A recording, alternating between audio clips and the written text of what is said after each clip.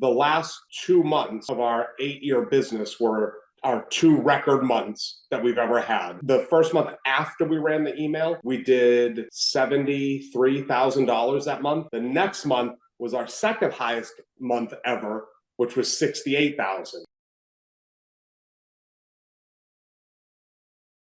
It's like one of the things that I thought was so like kind of old school way of reaching out to people. Like, who's gonna look at an email? And sure enough, it was like crazy.